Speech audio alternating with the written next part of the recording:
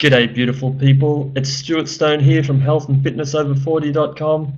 Now the reason for this video today is that it's coming up to 2 weeks since Are You OK Day, and if you're not from Australia, Are You OK is a charity devoted to reducing suicide and suicide prevention here in Australia.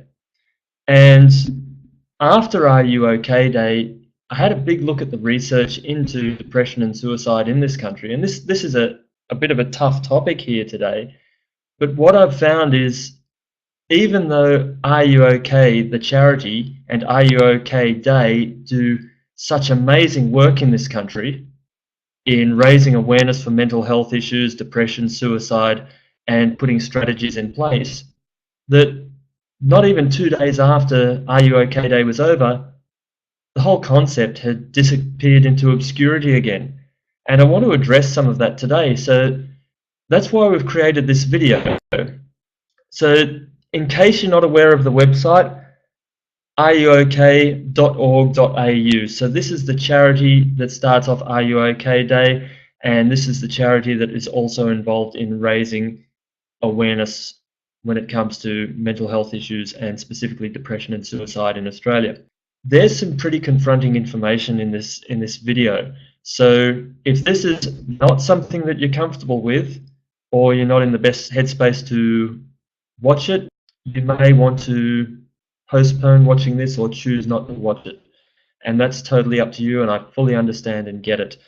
For those of you who want to find out a bit more, we're going to talk about some statistics. We're going to talk about some strategies and hopefully some ways to help and raise awareness along the way. So now that the warning is out of the way, I'm just going to clarify, I'm not a psychologist, I'm not a therapist. I have a background in healthcare, but my main focus is looking at what the research says and sharing that with you so you can make some informed decisions. So with that being said, let's get started. So this was around, like I said, Are You OK Day. I had a look at that. I was inspired by it to get the message out there. And I thought, let's look at some research behind the scenes on just what are the numbers and who does it affect and how prevalent is this problem in Australia. It now says, suicide rates among young Australians are at their highest level in 10 years. And that's shocking. That was written in November 2016. And if you want to read any of this information for yourself, all of the links are in the description below this video. So the World Health Organization and World Health Day, they talk about that the latest estimates of the World Health Organization show that more than 300 million people are living with depression today. And that's a steep increase of more than 18% between the years 2005 and 2015. That's a massive increase worldwide. And what's going on? What's precipitating this? What's causing this? And to have such a massive increase in such a short time, it's not genetic, guys. It's for that rapid a change. We don't evolve that rapidly. Evolution, genetic change takes thousands of years, at the very least hundreds of years for that variation. So it's something environmental, it's something psychological, it's something that's going on that's far more pervasive and far more aggressive, and it's lifestyle related, at least to some extent. But let's look deeper. So Australia's suicide crisis has peaked to a terrifying new height. In 2015, so 2 years ago, 3,027 people ended their own lives in Australia. That's 12.6 people in every 100,000. That's more than 8 people every single day. It's averaging out at 1 person every 3 hours. I mean, that's shocking. And like I said at the preamble to this video, even after Are You OK Day was over, the awareness has pretty much disappeared into the background. Yet when we look at the rates of incidents of suicide, or what they call intentional self-harm resulting in death, we know out of the top killers affecting the Western world, or affecting Australia, ischemic heart disease, dementia and cerebrovascular disease top the list. Cerebrovascular diseases being related to dementia and stroke. Intentional self-harm came in at number 13, but higher than breast cancer, pancreatic cancer, liver disease and skin cancer. Now, if you've lived or grown up in Australia, you know the awareness of skin cancer is massive. Breast cancer is in the media massively. So breast cancer and prostate cancer are as prevalent as each other, but suicide comes in higher. That's absolutely shocking and surprising. It absolutely blew me away when I did that research. I imagine it's probably kicking you in the teeth the same way. It's like, my gosh, we never realized it was this extreme. I mean, Australia's a lucky country. Everyone should be happy, right? Well, it doesn't seem to be the case. So let's look deeper. Statistics on suicide in Australia. So deaths by suicide in Australia occur among males at a rate of 3 times greater than that for females. But there's been an increase in deaths by suicide for females as well. This is what shocked the heck out of me. For every death by suicide, it is estimated that as many as 30 people attempted to end their lives. That means where 8 people a day are succeeding, well then on average 240 people are trying. That's absolutely horrendous statistics. It's absolutely terrifying.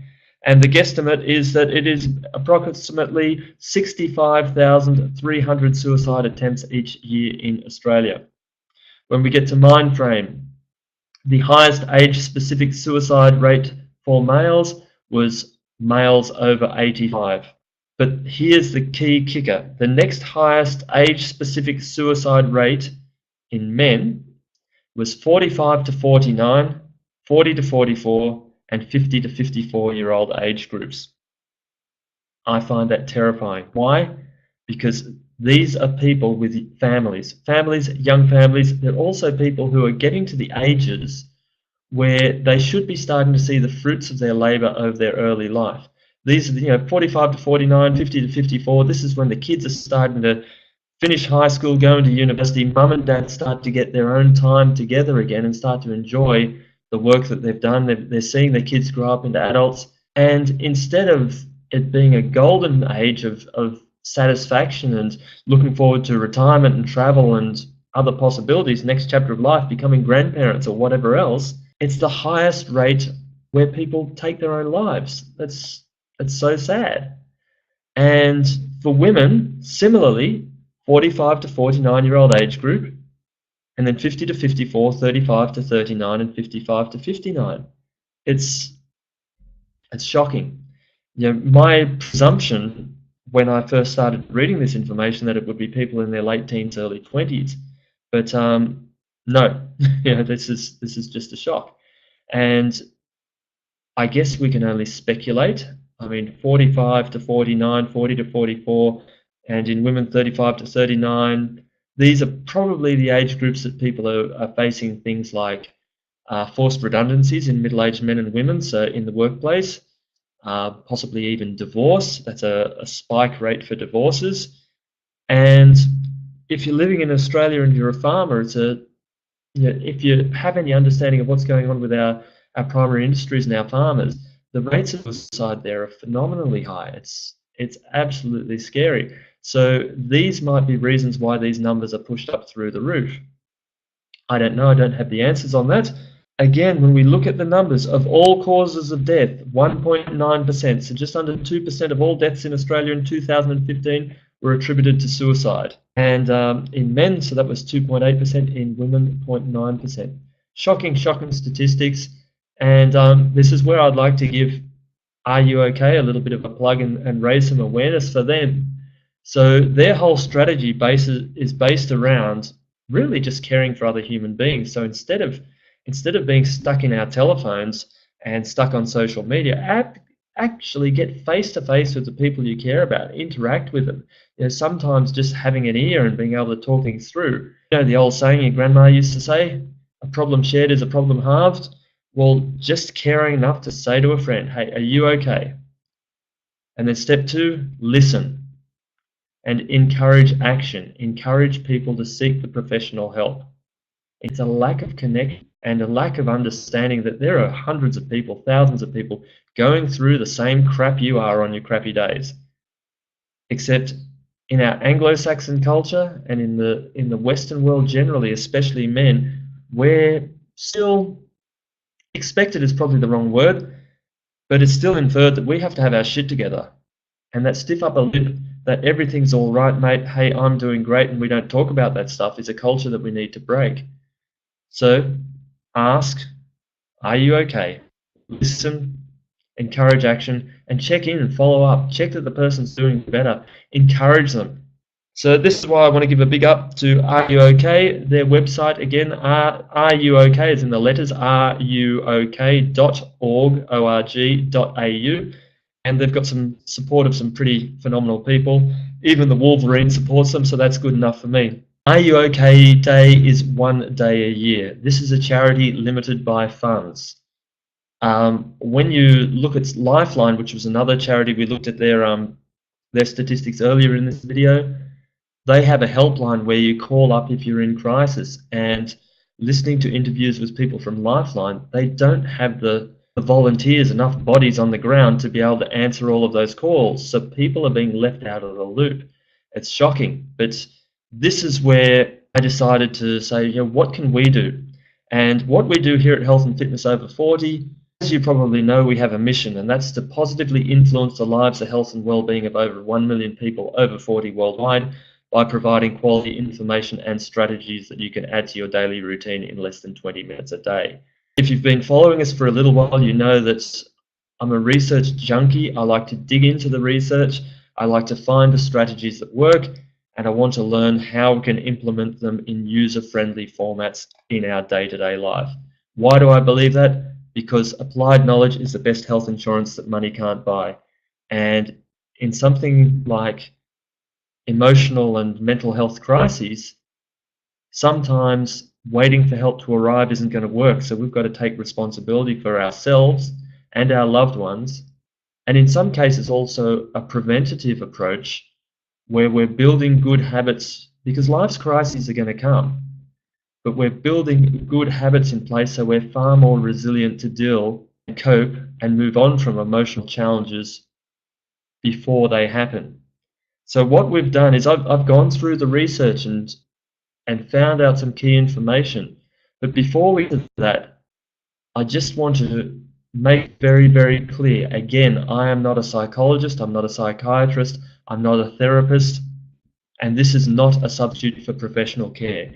If you are dealing with a specific health crisis, emotional crisis, clinical depression, whatever else, you need to get professional help and seek that professional care.